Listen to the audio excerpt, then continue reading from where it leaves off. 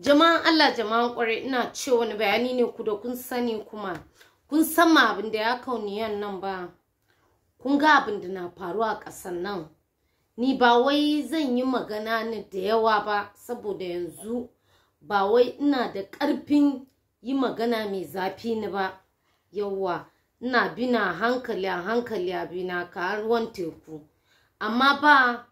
kun ga yanzu abubuwa suna canza shugabanninmu da muna kuka da su ma yanzu abin ya shafe su yanzu masu menene ake cewa masu kwashe mutane ba masu kidimasho masu badimasho ba su duba fuska ba fa suna duba talaka da mai kudi da yanzu ana daukan kowa ne ma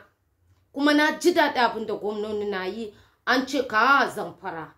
an sa doka ina ga Zamfara ko Katsina ni ho an sa doka masu goyin ba su yi yawo daga karfe 6 yamma sai 6 safe ba ɗauka goyin kuma mutum 3 ba bai wuce mutum 2 sannan kuma ba ɗauka motan kaya da daddare ba sannan an rurrufe wasu hanyar da na nima na fita ta dajin boda an rurrufe su kun san sunayen suna da yawa ni Sokoto da na gani an ce yanzu kasuwanci ma a Sokoto an ce ba yi shi kuma ba kasuwancin tumaki kusa sa da kasuwan kara saboda haka an ce ba ci kasuwan kara kuma ba an lissafa da su Ilela da su Isa ina ne garuruwa fa ina ce zan lissafa muku suna da yawa yan ƙauyukan nan da na Sokoto na gani su ma an rufe saboda haka yan kasuwa masu ta ci kasuwan tumaki dakata gidajenku Katsina an rurrufe boda Zamfara su ma sun rurrufe sun sassaka doka na yawon dare ba yi shi kuma ba kuma an saka jami'an tsaro ko ta ina saboda haka jama'a Allah jama'an kwarai don Allah da annabi inda kana zaune yafi wurin da zaka je saboda haka mu zauna wuri daya tsautsayi bai wuce ranar shi ba saboda haka ni na ji daɗi kan da gwamnoni sun tashi suna yi ƙwazo don nuna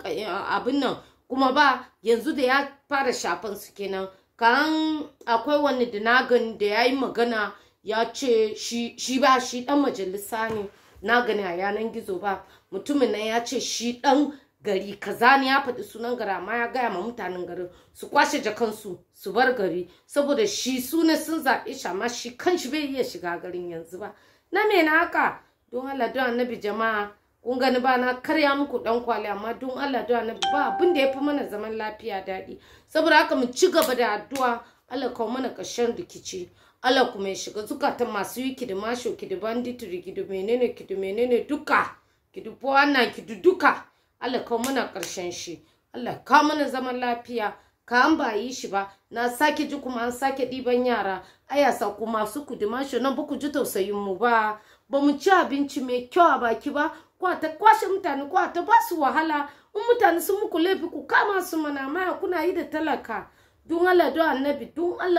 ku sake yaran mutane ni na roƙon ku ne don Allah don annabi ku sake musu yayan mutane na ce wani bayani ne jama'a Allah jama'a kwarai na gaishe ku fa yau ba mu yi raha sosai ba ban ji daɗi ni ba ko abin da na faru wallahi